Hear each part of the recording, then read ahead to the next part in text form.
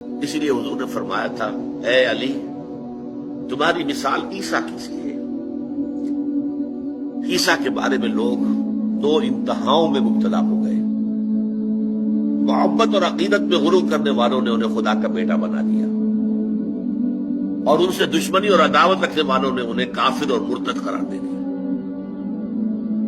اسی طرح تمہارے معاملات بھی ہوں گے، تمہیں کافر اور مرتد قرار دینے والے بھی خوارج پیدا ہو گئے، جنہوں نے کہا کہ علی کافر ہے، مرتد ہے، واجب القتل ہے، اور قتل بھی کر دیا، شہید بھی کر دیا ان کے ایک آدمی خوارج میں سے۔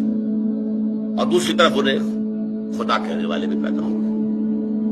لیکن اللہ تعالیٰ نے حضرت محمد صلی اللہ علیہ وسلم کو اس زیادتی سے، اس ظلم سے محفوظ رکھا ہے۔ آپ بھی جاننا چاہتے ہو کہ میں حضرت علی کو کہاں رکھتا ہوں؟